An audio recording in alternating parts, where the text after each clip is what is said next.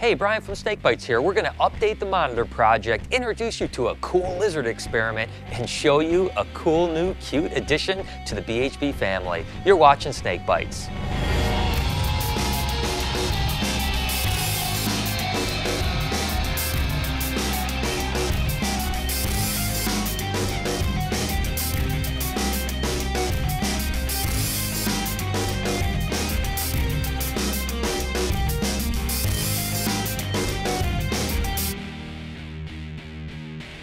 I want to update you guys on the Night Nile project because you're always asking about them. The first thing I want to talk about is this cool new cage that we had made. Now, we got with Eric over at Centec Caging, and he made us this prototype. It's actually extruded aluminum with PVC coated mesh, and I think it's going to work perfect for these Nile monitors. As you can see, it's a lot of room. It's really cool with really heavy locking fronts and a nice basking light in them. Now, Nile monitors need to be kept about 80 or 82 degrees with a hotspot that can actually be over 100 degrees. But as you can see, we got these little Night Niles in when they were little tiny babies. They were jet black. Now, a normal Nile monitor is gonna be a green color with yellow dots all the way down them. So when I saw the first Night Niles coming out of West Africa, I had to pick them up. Now, these guys will literally range from Central all the way to South Africa, so they're really wide-ranged animals. Now, unfortunately,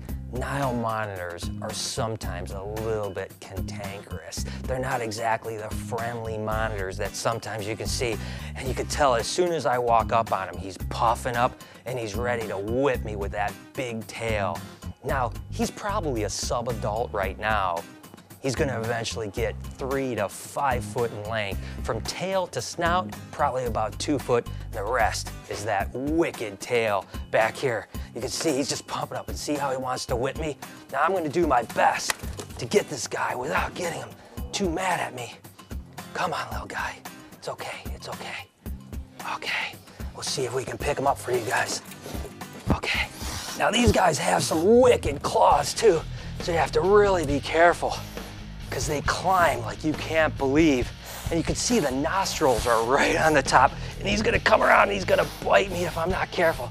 Oh, he wants to bite. Oh, and he got me right there. Oh, they have a really good jaw power, and he's hanging on and he's ripping really bad. Oh, you can just feel it get into my skin.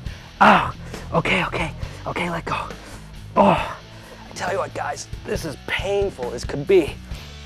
Again, you do not want to mess with a Nile monitor. Oh, wow, that is a wicked bite. But you can tell, look at how big these guys are getting. They're super impressive.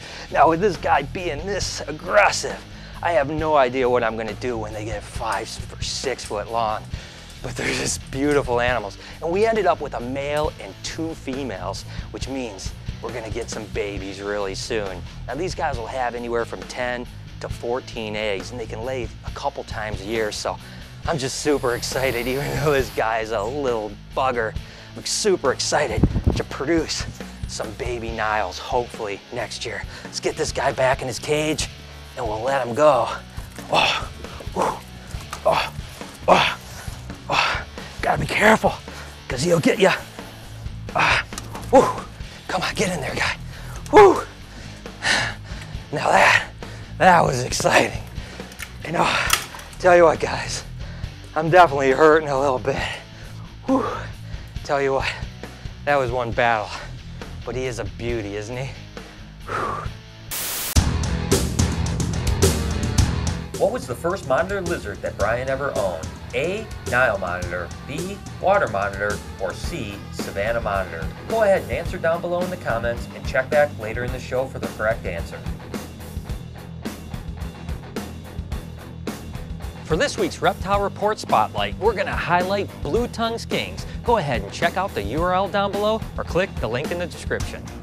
Before I start talking about this cute bearded dragon, I wanted to ask you guys a question. Do you want to see a bonus video this week? The 50 things you didn't know about me and the crew? I tell you what, if you can get this video to 1,000 likes by Friday, I'll go ahead and upload that bonus video just for you. Now back to the bearded dragon. This is a little silky and man, it's just so cute. You guys know I've been keeping several lizards for the last year and a half or 2 years. Well, I'm a big proponent about the proper vitamin supplement for your animals. And up until now, there's really been 2 trains of thought. You either dust a cricket or you gut load a cricket. Well, the problem is that crickets are what they call cleaners, which basically means as soon as you dust that animal, it's going to start cleaning itself off, and within 60 seconds, the majority of the dust is cleaned off. Subsequently, the cricket's stomach is only 4% of its body size. That's a really small amount of potential vitamin supplement, and if it doesn't eat it right away, it's just going to pass it right through. So I went ahead and contacted Timberline Cricket Farm, who has a new product called VitaBugs, where they've nutritionally enhanced the cricket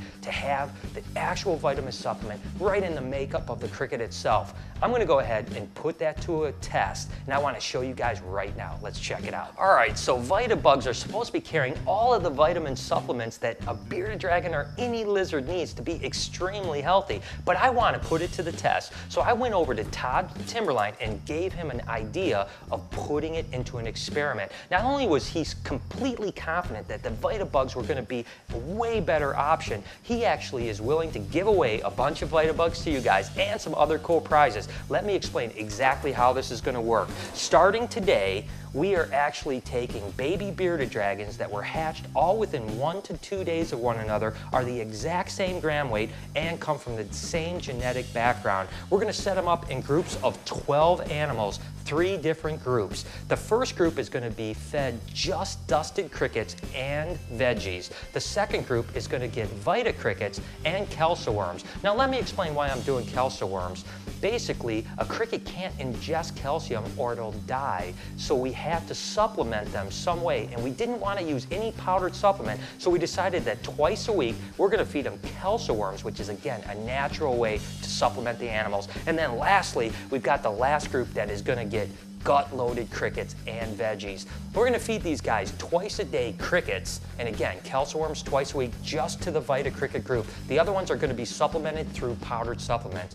The first thing we're going to do is weigh each animal each week and get an average of each group's weight. Now we're going to see if the VitaBugs actually get larger or they stay the same. Secondly, we're going to look at the overall health of the animals. Are any animals lagging behind? Are they doing good? Is one group doing better than the other? And then lastly, we're going to look at a sight test. We're just going to look at the animals. Do they look vibrant and healthy and happy? And we're going to go ahead and document all of it. I'm going to do a blog once a week on the progress of this test. It's going to last for 90 days. Now this is the fun part, guys. On November 11th, the last 30 days of this experiment, Timberline is going to start giving stuff away. Each day we're going to make a post over on the BHB Facebook page, and all you have to do is share that post. We're going to pick a random sharer each day and give them 1,000 VitaBugs along with another small prize. And then there's one even cooler thing that's going to happen, guys. Believe it or not, at the end of that 30-day period, the person that shared to the most people is going to win a prize of about $1,200. A really cool Tel Hicks painting, 10,000 VitaBugs, along with some other really cool things. You can keep up with all of this progress over on the Facebook page of BHB Reptiles. I want to share with you guys a cool project, and one that I'm kind of having an interesting prediction on. Everyone has to have those projects that they think is going to be something super special. Well, I have an interesting theory about this particular animal here. This is what I called a HYPO BREDLIs, but they're not really the same as the HYPO BREDLI that are in Australia. They're really freckled out in the front, and they're lacking a bunch of pattern. Now, I tell you what, you guys want to hear this crazy theory? You know yellow belly ball pythons and matrix blood pythons? Well, this animal looks an awful lot like it, and we actually have a couple of these guys. And let me explain what I mean by that. They have the increased amount of freckling in their side, they have a lot of flaming coming up, and they have white blotching. All things that normal Bredl's carpets don't have. Now, what does that mean in the fact that there's a yellow belly and a matrix in other animals like the Colombian rainbow boas? Well, when you breed those together, guess what you produce? solid white snakes. Now I know some people think I'm absolutely insane, but I truly believe when I breed this HYPO BREDLI to its sibling that has the exact same traits, I think that 1 in 4 babies is going to come out solid white. That's right, you heard it here. I think I'm going to produce a white Bredl's carpet python. Now, am I sure about it? Of course not. This is just a crazy hypothesis that I have, but I really think it may work. I just wanted to share with you guys this exciting project. Next year, we're going to prove this out. I tell you what, you heard it here first. We're going to produce white carpet pythons. Okay. I want to introduce you guys to the newest member of the BHB and Barczyk family. He's a black German Shepherd and his name is Zeusy. And as you can see, he's a little feisty little bugger and he's so cute. We're so excited to have him part of the family. He's getting along really good with my husky, Artemis, and he's a little playful guy. But look at this little cute face. Look at him. I was loving them to death. And again, we're surrounded by so many cool animals here. We'll keep on updating you on all the fun projects that we have going on. Dude, that was a wicked bite Brian took. That's probably to get stitches. I know, but if he's going to the hospital, who the hell is going to film the rest of Snake Bites? All right, guys, Brian here. I'm going to show you something so cool. Like, these animals are just amazing. Hi, Brian from SnakeBytes here. I want to talk to you this week about this really cool animal. Hey guys, Brian here from SnakeBytes. I want to show you this amazingly amazing creature. Hi, I'm Brian Barczyk here, and I'm an adult with a ponytail. Hi guys, Brian from SnakeBytes here. Here at BHB, it's all about passion and creativity. And today, I'm showing you what my passion and creativity created. Oh, look at her. She's so angry. God, isn't that just a really cool, just a beauty? Look at her. She's just, she's a little bit feisty though. This is an albino high white cal. It's kind of heavy. This is a black-tailed Crebo. Look how beautiful she is. This is J. Paul. Oh man, oh he's heavy. And I just want to take a minute and talk about how passionate I am for these animals. This beautiful Woma python from Australia. Just a beautiful, amazing gem. Oh, isn't she so pretty? These animals are just really cool animals. And we're really excited to raise these up this year. Isn't she gorgeous? And amazing. I don't know if I reiterated the whole amazing thing, but this snake is truly amazing. It's an amazing animal. Oh, it's heavy too. It's heavy. Oh man. I just can't tell you how passionate I am about these alligators. Make sure you tune in and watch Snake Bites with Brian from SnakeBytes. Who the hell is this guy? I don't know, man. That I smuggled back from Steve Irwin's father from Australia, my luscious locks. Isn't she just awesome? All right, guys, Friday the 13th was a couple weeks ago, and I'm not a really superstitious person, and thankfully nothing bad happened to me. But I want to know, are you guys superstitious about anything? Leave a comment below and let us know.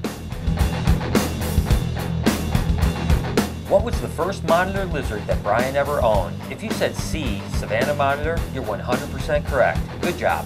So there it is. I hope you guys enjoyed the show. As you can see, we have some cool stuff going on. It is such a cute little puppy.